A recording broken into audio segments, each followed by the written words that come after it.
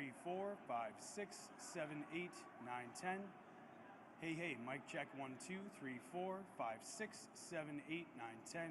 Hey, hey, mic check 1, 2. You're hearing me? Yep. 1, 2, 3, 4, 5, 6, 7, 8, 9, 10. Hey, hey, mic check 1, 2, 3, 4, 5, 6, 9, 10. Hey, hey, mic check 1, 2, 3, 4. Just some thumbs up for the mic checks. 1, 2. Awesome. Thank you. Thank you. Thank you. Thank you. Thank you.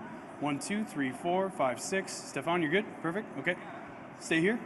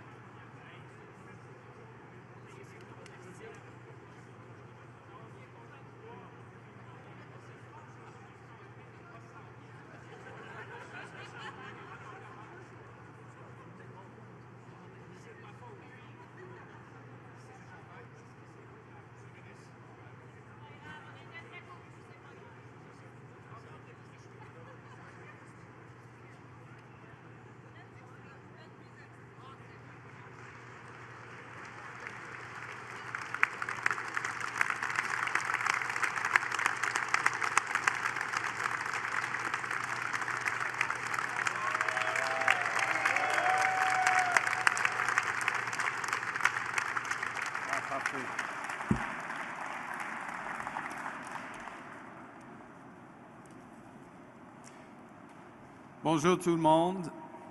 Good morning, everyone. Tout d'abord, je voudrais remercier aux candidats exceptionnels de notre équipe qui se joignent à moi aujourd'hui. Mais surtout, un grand merci à Bombardier de nous recevoir. Bombardier est synonyme de qualité, de l'innovation, de l'ambition et de fiabilité. Et toutes les qualités sont nécessaires maintenant. Parce que nous faisons présentement face à une crise sans précédent. Depuis des mois maintenant, nous essuyons des attaques répétées de la part des États-Unis. Le président Trump s'attaque aux travailleurs canadiens, comme ceux ici chez Bombardier. Il s'attaque aux entreprises canadiennes. Il s'attaque même à notre existence en tant que pays libre, distinct et souverain. Il s'attaque à notre identité, à notre façon d'être. Nous devons en tirer des leçons et faire face à un monde qui est profondément transformé. These are challenging times. Our world is changing. It's becoming more dangerous and divided. Our adversaries are increasingly emboldened, and the norms that have kept Canada and the world secure and prosperous are in peril. The priorities of the United States, once closely aligned to ours, have shifted. The threats to our sovereignty are multiplying. And in response, we have to give our armed forces the new resources that they need to defend our sovereignty with a made-in-Canada defense procurement approach that will help our defense businesses to grow here at home, all while diversifying their markets and growing their cooperation and sales abroad.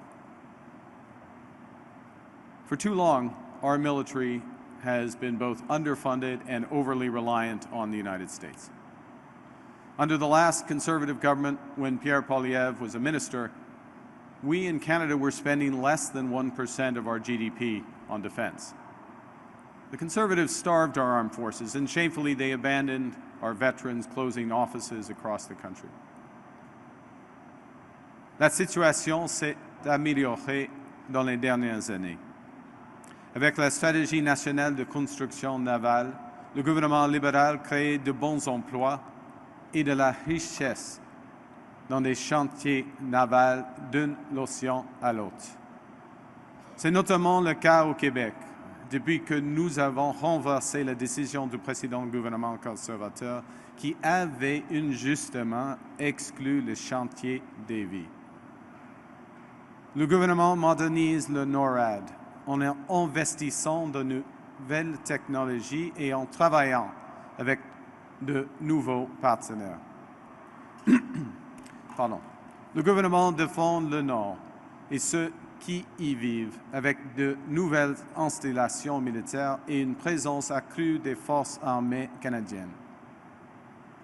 Since the end of the Harper Poilievre Conservative government, defense spending has more than doubled. But it's still not enough for the new world we live in. Nous devons en faire plus. Et c'est pourquoi j'ai annoncé notre plan pour les forces armées canadiennes, c'est-à-dire de rebâtir, réinvestir et réarmer.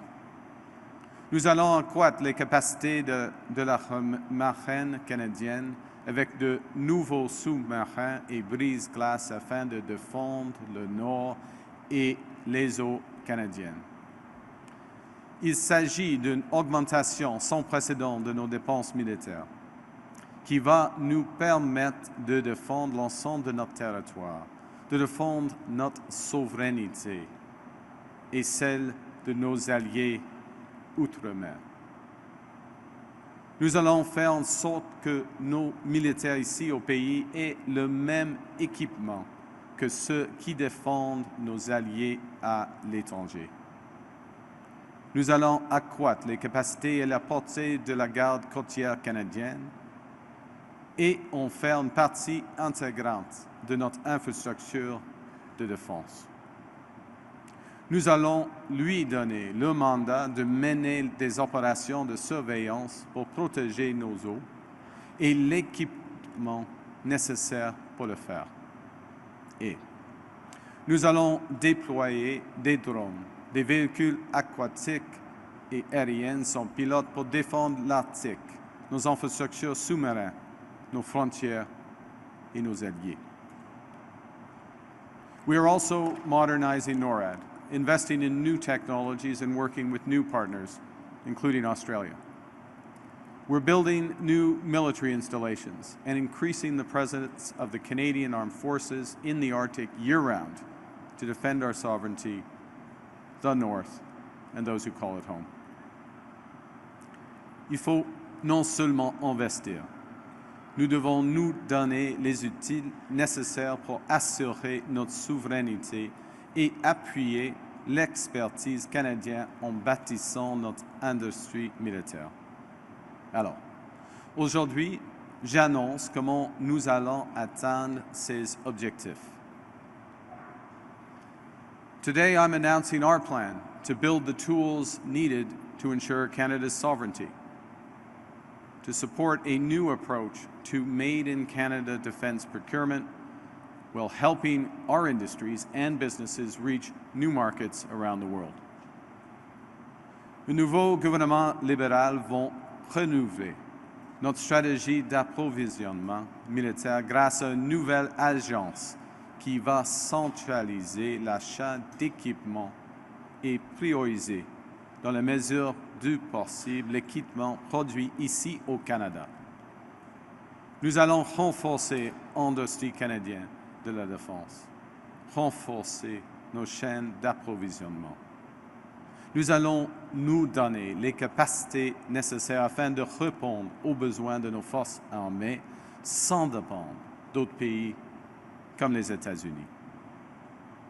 Nous allons le faire en utilisant l'acier l'aluminium et les minéraux critiques canadiens.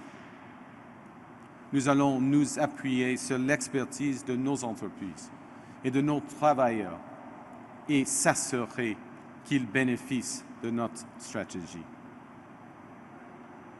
Nous allons nous donner les ressources nécessaires pour assurer notre souveraineté, tout en créant de bons emplois et de la richesse ici au Canada.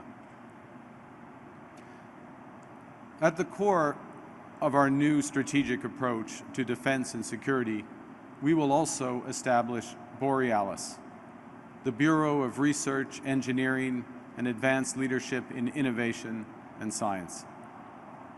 Borealis will advance cutting-edge research in artificial intelligence, quantum computing, and other frontier technologies essential to safeguarding Canadian sovereignty. Because today, defense is not only about manpower, it's about brainpower. Borealis will drive innovation in terms of security technologies, enhance our capacity to deter threats, and strengthen Canada's technological superiority, all helping to ensure Canadian safety and Canada's sovereignty for decades to come. We won't only bring the Canadian Armed Forces up to today's standards, we will also build a military that is ready to fight threats that Canada is facing, and we will protect Canadians now and into the future. And in that process, we will create good high-paying jobs and prosperity here at home through a made-in-Canada procurement strategy. And we will help the Canadian defense businesses diversify their exports through an expanded Can-Export program that will take full advantage of our existing trade agreements with countries around the world. A key element will be to boost Canada's domestic defense industries and production as we build security with our reliable global partners. And that includes advancing Canada's involvement in the new Rearm Europe plan in support of transatlantic security, while we prioritize investment here in Canada with every dollar spent wisely and effectively. All these measures will ensure our safety and sovereignty and enable Canada to play a leadership role around the world, including, for example, in our participation in the Coalition of the Willing in support of Ukraine, and by our contributions to the broader security of our European partners. Nous allons bâtir des forces armées canadiennes qui sont prêtes à combattre les menaces auxquelles le Canada fait face et à protéger les Canadiens et Canadiennes, aujourd'hui et pour des années à venir. Nous allons renforcer et renouveler nos relations commerciales avec des partenaires fiables. Nous allons nous donner des forces armées fortes et des relations commerciales fortes. Nous allons nous donner un Canada fort. Merci, thank you, and I look forward to your questions. Thank you, Prime Minister. Merci, Monsieur le Premier ministre. Nous allons maintenant prendre des questions de la délégation pour une quinzaine de minutes, ensuite des questions des médias locaux. First question, première question. Good morning, David Aiken, Global News. How are you? Many governments have promised to fix defense procurement. I'd like to get you, you've announced some methods you're saying. Can you give us more details on how you'll fix procurement and why you think you'll succeed? I think thank you for asking a process question, because sometimes at the core of government, we really do, in fact, all times, we need to distinguish between announcements and what actually happens and how you actually get results. So this is very much, a lot of this is about process. And the first thing is to take procurement into a new, defense procurement into a new centralized agency. So that there's a focus on delivering the security that Canadians need with the equipment that we need, to provide that agency with greater powers and flexibility so that there are exceptions, for example, with respect to the level of competition that's required in terms of defense contracting, speed with which contracts can be struck, integration and a priority put on Canadian suppliers and Canadian supply chain, that's going to deliver it. And then as well, integrating, and this was one of the points I made towards the end, and this is, I think, very important, integrating with the new approach that's being developed in Europe, in the European Union, so-called ReArm Europe. It may be rebranded, but ReArm Europe, which is a major defense initiative. And we've been talking directly to our European partners, both at the national level, the French government, for example, and the European level, to ensure that Canada, or to enable Canada to be part of that process so that we are part of that entire defense supply chain. Obviously, we get economies of scale, economies of scope, efficiencies from that, but we diversify our reliable partners. So there's change to process in terms of speed, scale, expertise, and there's change to the relationships in terms of, or there's development of relationships with new, very large, reliable partners that we come through. Follow-up? Campbell Clark, the Globe and Mail. You've talked about a made-in-Canada defense procurement. You've put the F-35 acquisition under review. The CEO of this company, Bombardier, has raised concerns about that, about losing reciprocity and access to the U.S. market for their products. There's a U.S.-Canada defense agreement that allows Canadian companies to bid on U.S. military contracts. So will your policies lead to Canadian companies losing access to U.S. defense bidding? That's, thank you, Mr. Clark, for that question. Look, the intention is not for that, but the intention is also to recognize, and our duty, I think, is to recognize how the relationship, both economic and defense and security relationship with the United States, is shifting. As there's greater emphasis in the United States on domestic industrial strategy and a host of areas, that has implications for the way we approach our defense procurement. There's an enormous opportunity as well as we dramatically increase our defense spending to ensure that as much as possible we have the maximum economic benefit here in Canada through great companies such as Bombardier, but many others from CAE and others across the defense supply chain.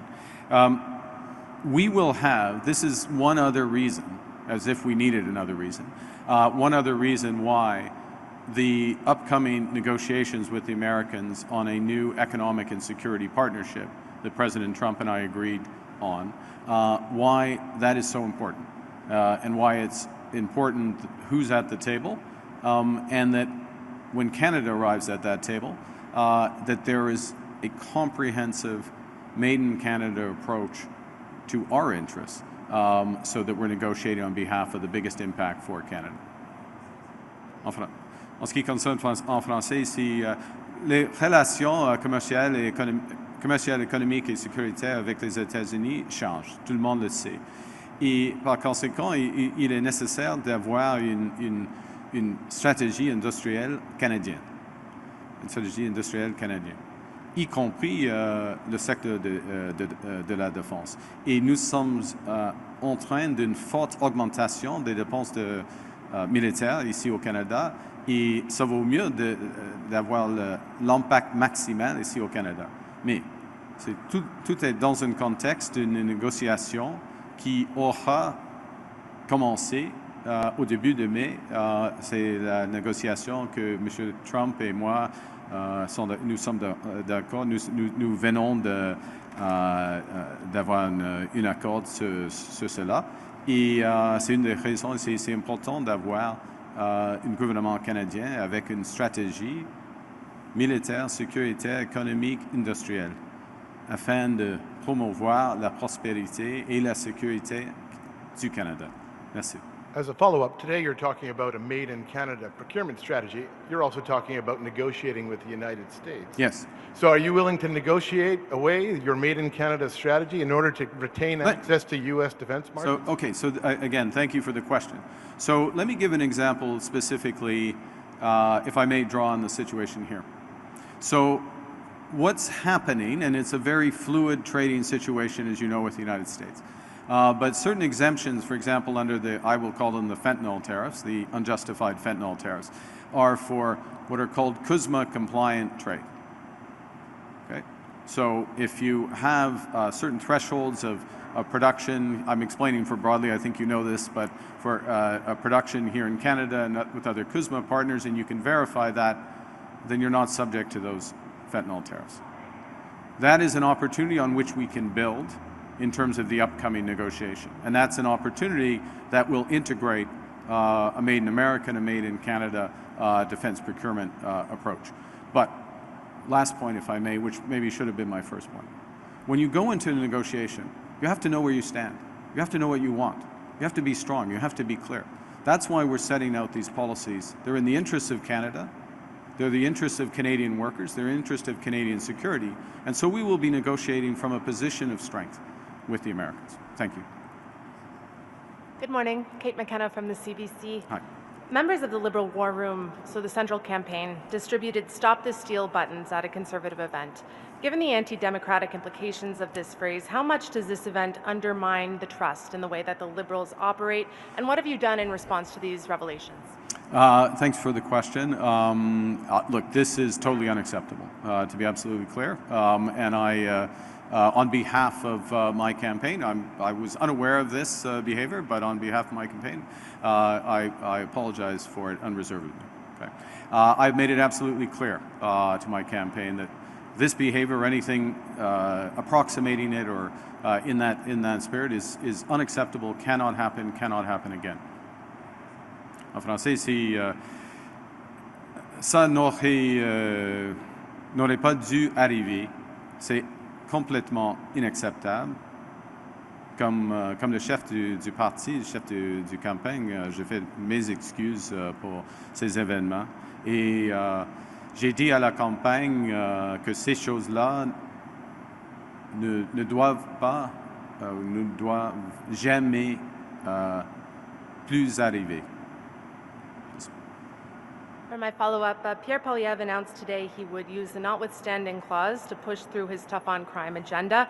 Is there any case you'd invoke the clause to override the Charter? I think this is a very dangerous step. We have a Charter of Rights and fundamental freedoms in this country, and it's the responsibility, in my view, of the Prime Minister, of the Government of Canada to defend that charter, those fundamental rights and responsibilities and liberties that Canadians enjoy. The politicizing certain issues with respect to fundamental rights is a slippery slope that leads to further politicization. And I understand if I was correctly briefed, it won't surprise you, I didn't watch Mr. Poilievre's press conference, but if I was correctly briefed, that it relates to issues of heinous crimes and murders. You know, being tough on crime and being tough starts with being smart on crime. And it includes being tough on guns and gun violence. And I note that, with regret, that Mr. Poilievre has voted against every single gun control measure during his very long career as a career politician and member of the House of Commons. I think it's over 200 times.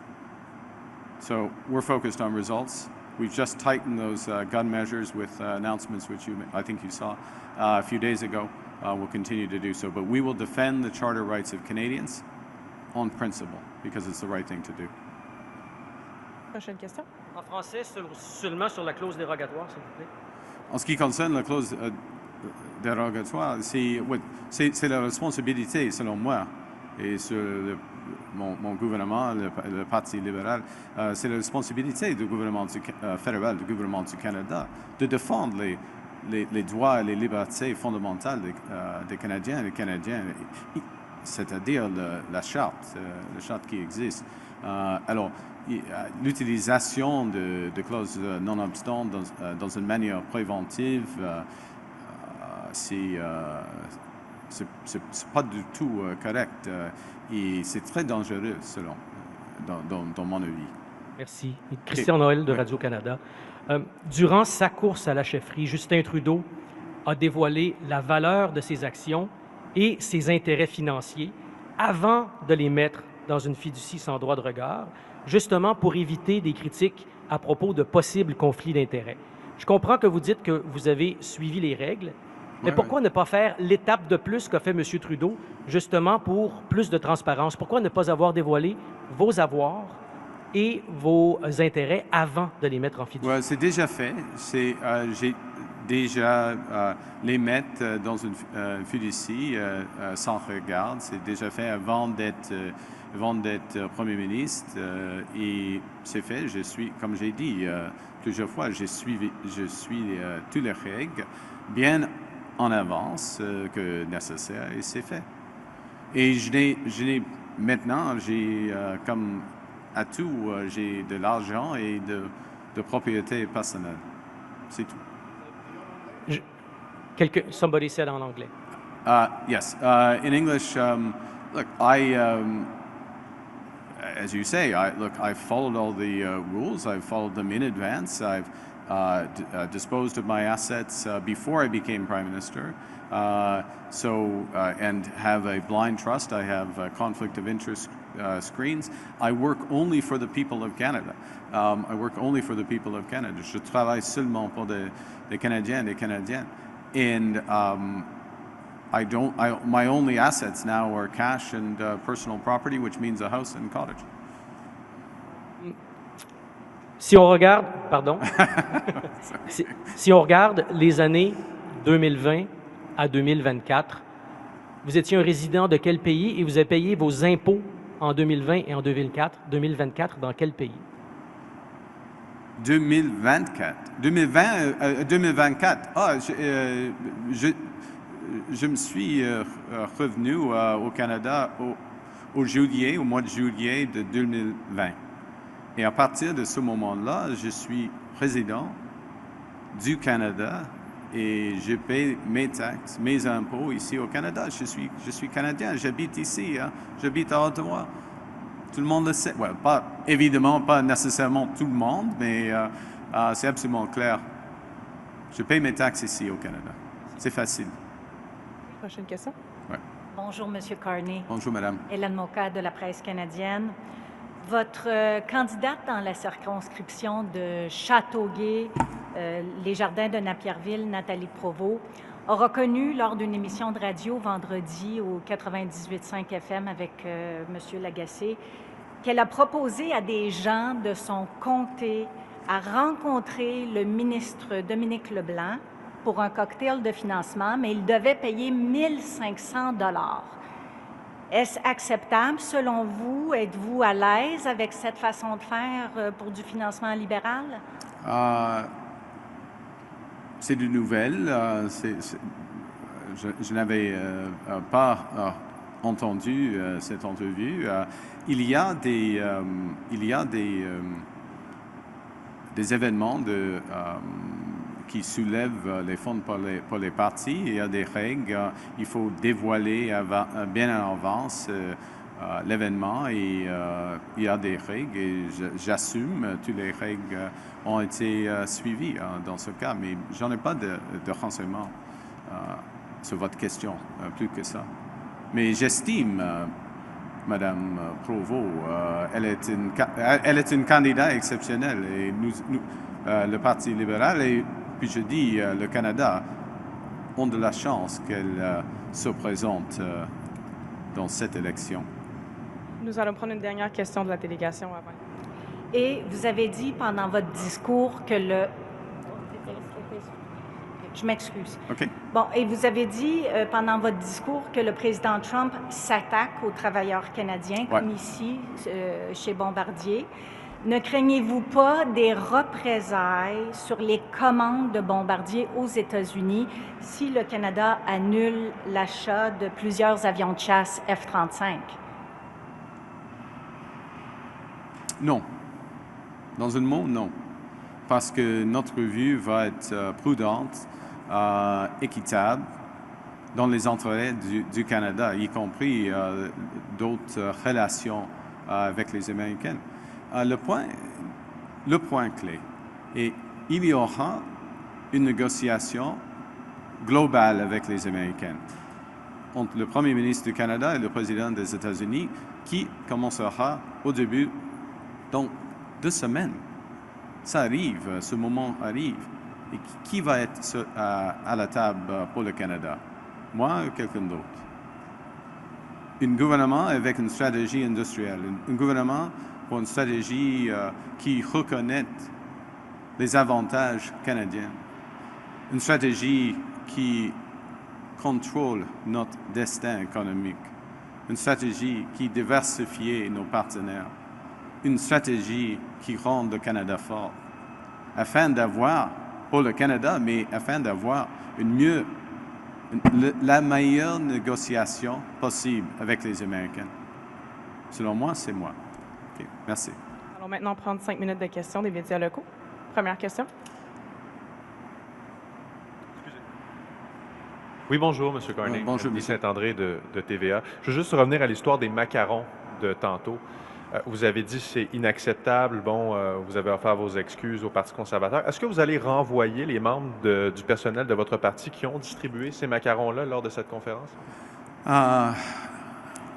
En effet, les gens responsables sont déjà préaffectés dans la campagne.